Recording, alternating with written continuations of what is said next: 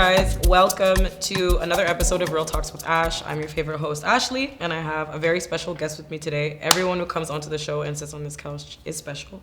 Everyone here is special. I have Vlad.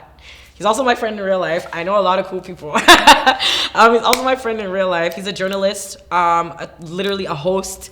He does it all. He's a writer. Introduce yourself, Vlad. Yeah, so my name is Vlad. I go by Don Ayiti.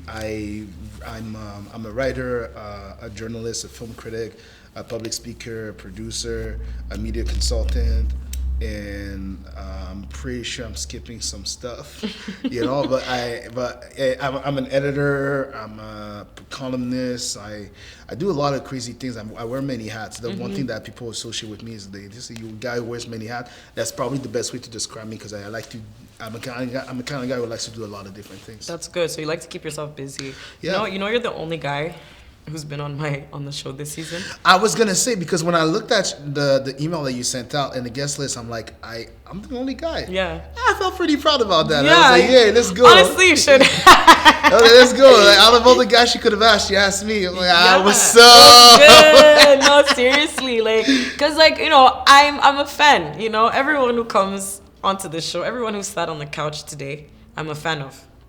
Genuinely. And I feel like we have a connection. Like I said, guys, we're friends in real life too. So I just want the people to get to know the Vlad that I know too.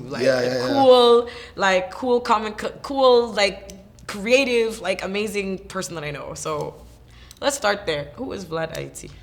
So, Vlad, who is he? That's the question that I keep asking myself all the time because the answer to that question changes as I go. I feel like as soon as I have the answer to that, it just changes. Yeah.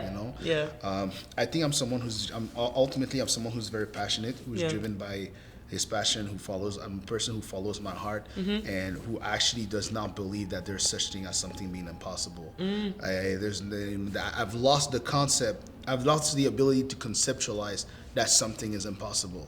I've already had the chance to do many impossible things in my career. From having my own radio show to my own segments to being in Hollywood and doing all that stuff. So impossible things to me, they're just things that are just in the process of being done. That's how I look at it. So to me, it's interesting because the way I chase things it's really based on okay, how do I make this crazy thing happen in my life? And once it's happened, it's okay, what else do I want to do? Yeah. And I just don't, I'm not the person who feels confined in a box or anything like that. That's great. You've already gone so far and you're only going to go even further with that mindset because like you said, you just try things. You're not afraid to put yourself out there, which is good. And you've been doing this forever. So yeah, literally. Yeah. So how did your journey with journalism start? KB the boss, Shift the magazine. Actually, at the time it was called Shift Magazine. I met him at church one time, and I was just volunteering at the media department. And I was doing my film reviews on Snapchat at the time, when Snapchat was way hotter than it is right now. Shout out to Snapchat. Shout out to Snapchat. And I had and he saw me doing my thing. And he was like, "Oh, you should come write for Shift Magazine," and just transition that and trying to pursue that professionally. To me, it was a hobby, and I was like, I'm just going to do that, you know what I mean? But next thing you know, I ended up being passionate by so many different aspects of media and journalism that I just ended up doing everything. Media is broad, man. It really is. And the cool thing about media, now I'm in different stage of my life because I'm a little older, but still young, but older in the sense that when you get started with this career, which is media, you realize that there's 100 different things you can do. Yeah. And you just want to do everything. As you grow older and as you sort of define your career and you find yourself a little bit more, you sort of have to pick 4 or 5 things and say okay, I'm gonna stick to that. Yeah. And just be good at these things in particular, Facts. Yeah. But no, you're right. Media is so broad. It's crazy. So broad. I'm even still trying to find where I fit in the media world. I feel like my interviewing style, the way I talk to people, the way I write, it's kind of unorthodox. It's very personable. Yeah. I think you can agree with that too, maybe, I think. Yeah. Very personable. I edit her articles. Yeah, exactly. He edits all my articles. So, but like I'm just trying to see where I fit in. Yeah. Especially as a black woman too, you know. It's tough. Yeah, so I'm like it's validating. Like that's why I really appreciate that you're in my life and that I can like bounce, like I can get feedback from you. Yeah. You know, like community is also what's like what's helped me a lot, at least. So that goes into my next question. Like how's the community helped you in Ottawa per se? And how do you feel like it can improve? That's a very tough question to answer because I like to put positive energy out there. Yeah. You know, No, but it's real talks. Let's be real. Yeah, like, well, the thing is that in Ottawa, to be honest with you, it's been an uphill battle. Yeah. You know, because you know Drake had like that thing for this 10-year run anniversary or whatever, where he has like this commercial that came out and he says like, okay, every time he does something, people are wondering like, okay, but can he do it again? But can he do it again? Okay, but can he do it again? And Ottawa is the kind of place where when I started in this field, people were telling me like, yeah, you can't really do the things that you aspire to do. Yeah. You can't really do that from here. You know, Yeah. It would be cool, but you know, you can't. So then I would do one thing, and then it'd be like, okay, that's as far as you can go, but congratulations, that was great. And then I would do the next thing, and then they'd be like, okay. And then I would show up on live TV, and they were like, okay, that's great, but whatever. Then I do radio. Then I get my own segment. Then I get my own radio show. Then I produce my own radio show. Then I produce and host. Then I get to Hollywood. But throughout the journey, it's always been a bunch of like, okay, yeah, that was cool, but okay, when are you gonna get real? Yeah. You know, with life and get a real job and do whatever.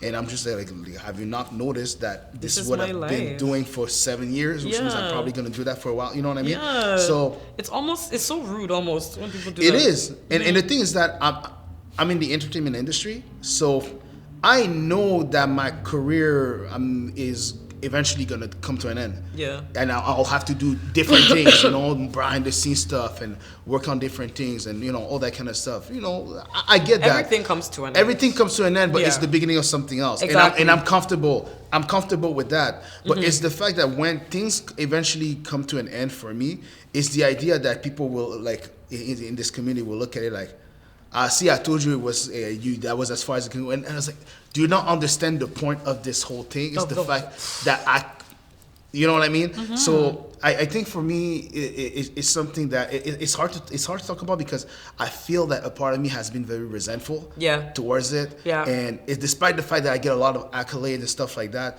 but people, especially like that I know immediately, you know, there's always been like that uphill battle of having to prove them something. Yeah. And when I do the thing that I've said that I could do, it's like acting like, well, you ain't got to prove nothing. I was like, well, I did. Clearly I did. You know? Because you guys weren't messing with me. No. Like, and that's, you weren't messing with me. And that stuff, it's hard because you're not entitled to people's support. You're not entitled to people's beliefs and all that kind of stuff. Yeah. But at the same time, a part of me is just like, you know, you want that. And you're human. You know what I mean? Yeah. And maybe, you know, being that person in my field where being that person that people look at and be like, oh, you show me I can do it. You're right. You know, you're an aspiration, whatever, you know? Yeah. Maybe that means that being that for other people means that I have to be that for myself. You have to be that for yourself. Instead of looking that from other people. Yeah, legit. That's the biggest thing I learned too. And also like, just in general, like, I was going to segue into a really good point.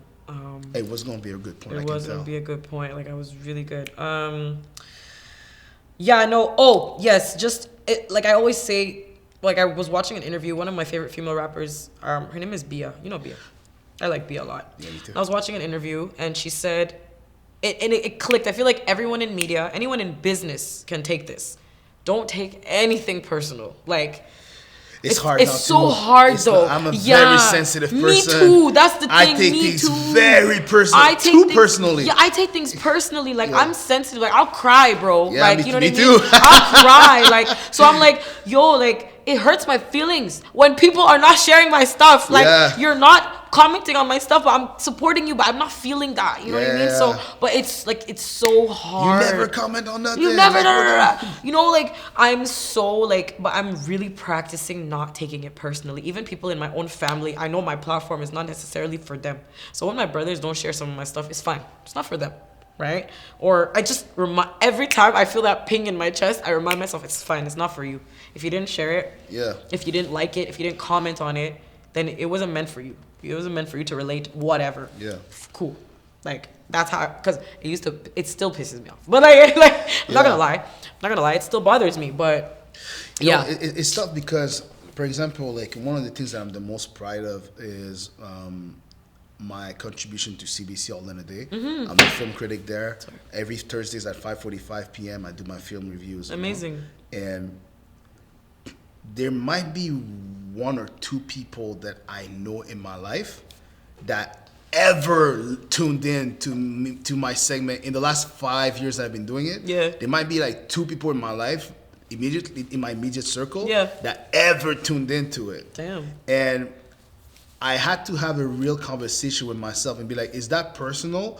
Or do they just don't care about these movies in particular? Yeah. And it was so easy for me to look at it and eventually be like, yeah, why would you want to hear me talk about this movie if you don't care? Like, it's not for you. It's not for you. You know what I mean? So it's interesting for me that I never took that personally, you know, because I'm like, that's not the audience. But for other things, I just feel like it is. Yeah. For other things, and sometimes it is. Sometimes it actually is. That's the thing. Like, so I think we need to find a balance between that as creatives, I find. Or maybe also accept the fact that we're human and that some stuff is gonna bother us. That as well. That exactly, 100%. Literally. That stuff's gonna bother us. Like, yeah. You know, if you're in a relationship and your partner is not actively like excited about the stuff that you're sharing and posting, or if your parents or your friends, whatever, eventually, you know, you might look at it like it's not a big deal, but you're gonna wake up someday, you're gonna be like, yo, you know, like, like if you've been making, like, for example, if like, let's say you're a musician, you've been making music for like 4 years and your friends don't share your stuff, that's a problem. That's a red flag. Your friends just don't support you. Your friends don't like you. They don't like you. Yeah, they actually don't like you. It's not that they don't support you. They don't like you. Like, they actually don't like you. But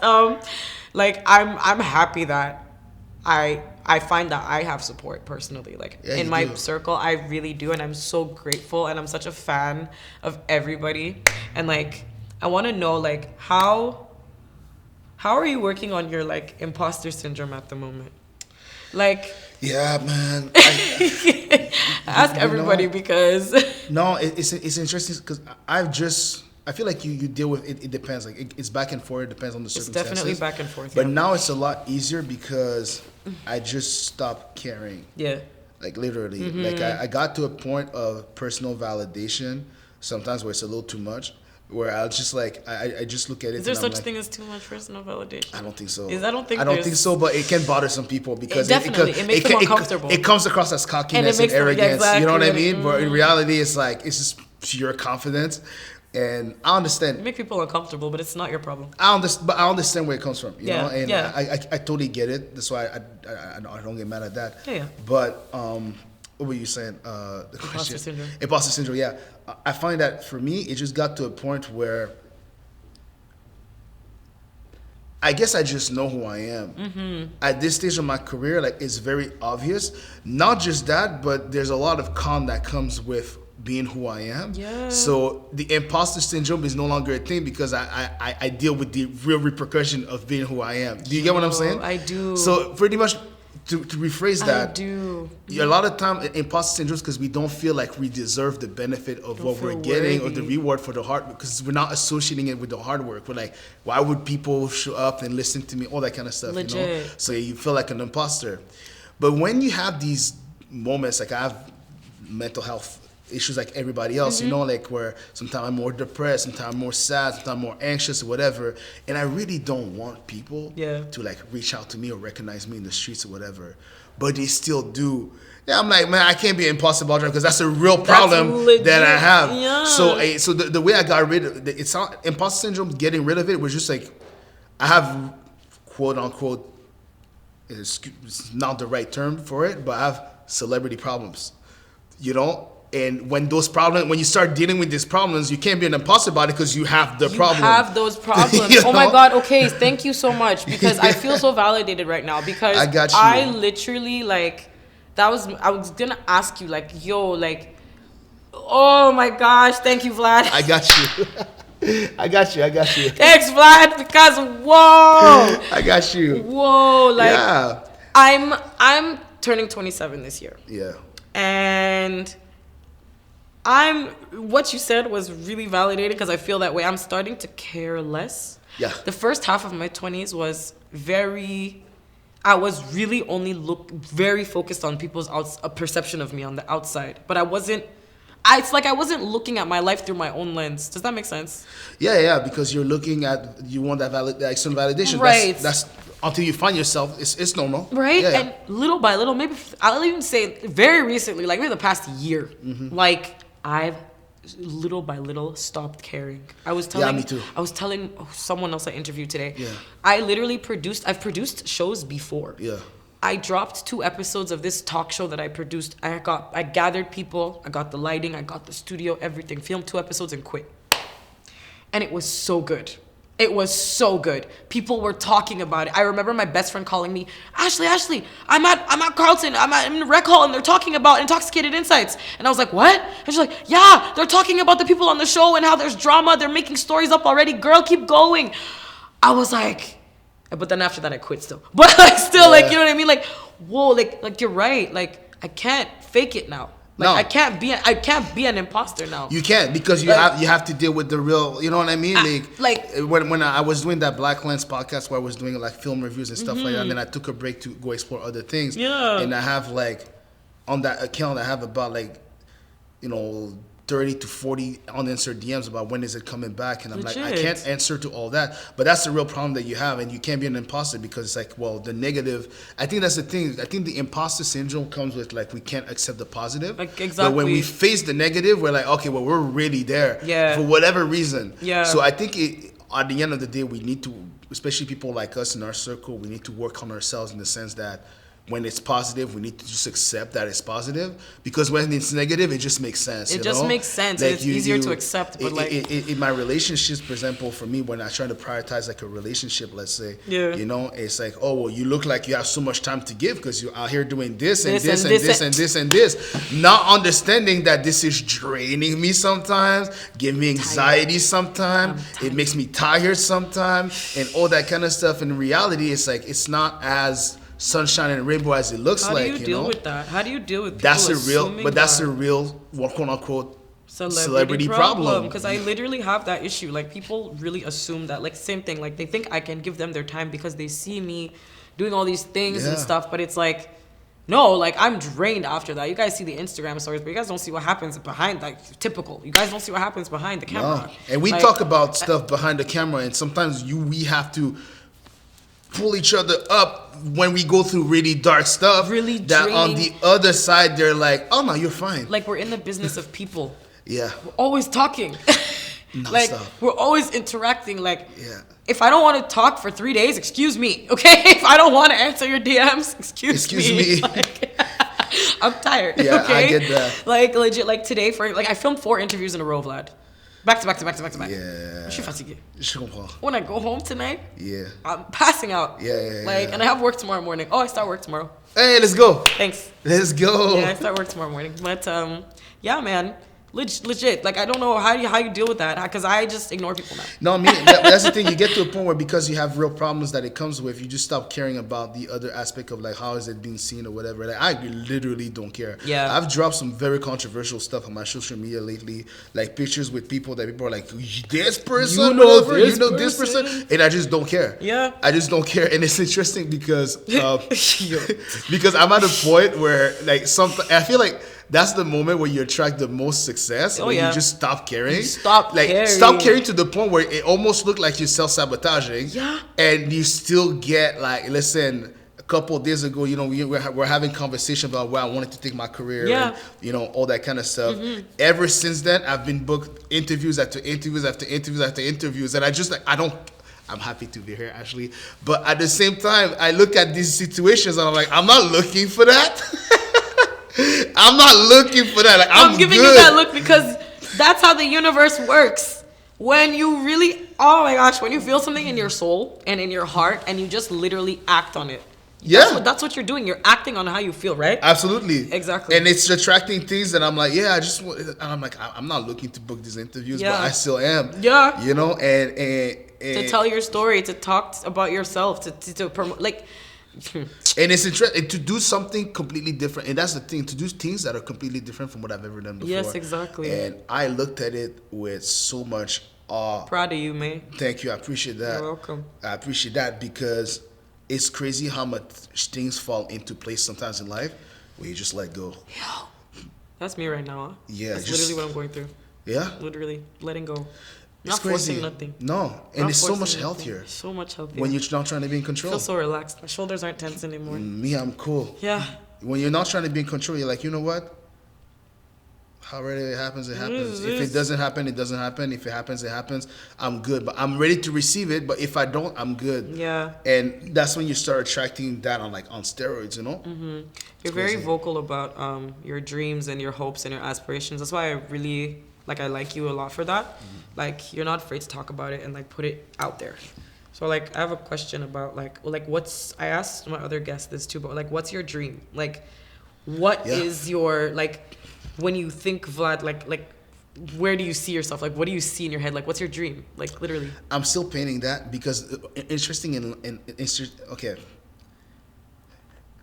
I really love this question because I went through a phase of life that I'm going through again right now. Yeah. Where I done looked at my checklist of things I wanted to do by the age of 40 and I had accomplished it by 25. So I was like, okay, well, I need new dreams because then you look at yourself and you feel like you have no purpose. Yeah. So I'm in a new set of dreams of stuff that I wanted to achieve by the age of 40. And I'm 30 years old now and I have completed that checklist again. Arrête-moi ça là. Arrête. Come on. So now I'm starting to realize that my dreams might have been a little too small. My lifelong dreams might have been a little too small. I'm realizing that I need to dream a lot bigger. And the question, the reason why I love this question is because I'm still figuring out how big that is. You know? So, because... It's a good answer. You know, like, I would love to get a radio show and travel to Hollywood, all that kind of stuff, and be a published columnist, and you know. But I've already done that. Yeah. So it's like you ask me what's my dream, I'm like, well, you know, I've done it all. No, but it's not even that I've done it all part. It's like really realizing that okay, well, if that's possible, and if it was quote unquote not easy, but if it was doable, we'll learn. So I was like, okay, well, how much can maybe I can just dream a little harder. So me, I'm about to say some. To answer your question, I'm about to say some wild stuff. I want to be a successful author. You know, I want to do seminars around the world. You know, inspire people to believe in themselves, to dream for themselves, to trust who they are. You know. Yeah. I want to develop a successful YouTube channel that I just started developing. Yes. Yeah. Thank you. I want to continue working on productions behind the scenes, making stuff happen, helping people, even on stuff like just helping people do the stuff that they want to do. I want to keep mentoring people into being the best version of themselves in this field because it comes with a lot. The experience that I have and the questions that people have. A lot of time it meets organically in a way that it benefits me, benefits the people. And I want to keep doing interviews. I want to interview people in all walks of life and just talk about not anything specifically, but just get to know people via conversations, just like we're doing now. Yeah, literally. So, but I want to do that on like the biggest... a crazy scale. Yeah. No, you'll get there, man. I believe you will get there. I really do believe in you. Like, I think you're so talented. And I like what you said about, like, just going to motivate people. I feel like the one thing the world is missing a lot of is love, just in general. It's the answer to a lot of problems. It's the answer to a lot of problems. Like little things, like if your parents would have motivated you more when you were a kid or something, like if they would have just said, "Baby, you can do it," like that would have changed a lot of things for a lot of people. Absolutely. Like a lot. So I think that I think it's what we're doing now is very important. What you're doing is very important. Like super important. Like I feel like uplifting people is like one of the number one things people should do for one another. Seriously, because a little encouragement can go a really long way. And that's what I want to do. Like I want to make content that uplifts people and that make them believe in the best version of humanity. Yeah. Because I've seen the worst like anybody else, but I'm not. But I'm not. What's the word for it? I'm not jaded. Yeah. You know, and that's probably my superpower. Is the fact that I've seen the worst signs of humanity. Yeah. You know, I've been betrayed in ways that I can't even begin to describe it. It's too long. I've had, but I'm not a jaded person. I can tell. No, yeah. And that, I know people who've suffered less or even more. It's not a competition.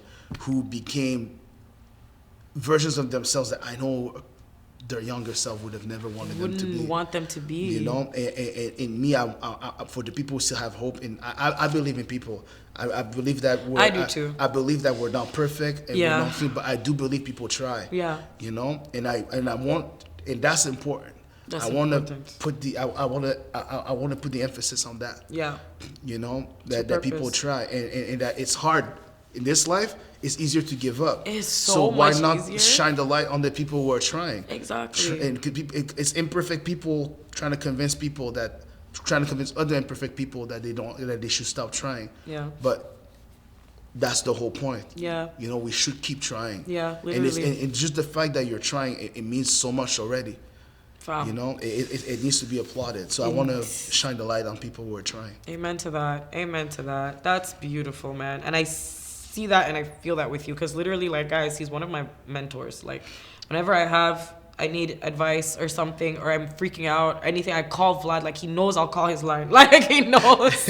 I'll call his line. Like, I'll text you or something. So I'm grateful for you. And we talk about everything too, Yeah. which is a really great. Like, I've received a lot from you too. You know, and it's a non-draining. It's non-draining. Dynamic. Literally, it's Yeah. so non-draining, and I appreciate it so much because people are draining.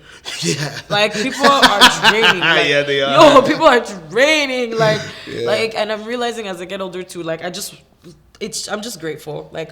Like-minded people, we're in the same field. Like, I just feel like I could get feedback. For me, feedback is important. Feedback is important. Yeah, but no, I'm really happy for you and the journey you're on. And what can we expect from you in the next couple of months or something?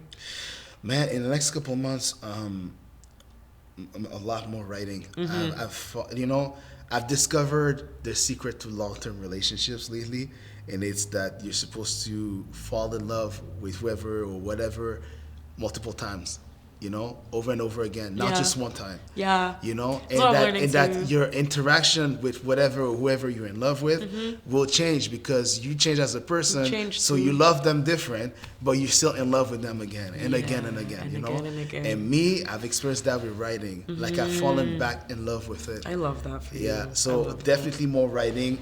Writing's about the thoughts that I'm gonna have based on my travels, based on I'm gonna spend a lot more time focusing on my writing. Awesome. Yeah. Awesome. All right. Well, guys, thank you for tuning in. This has been another episode of Real Talks with Ash. I'm with my very good friend and very special guest, Vlad Ayiti.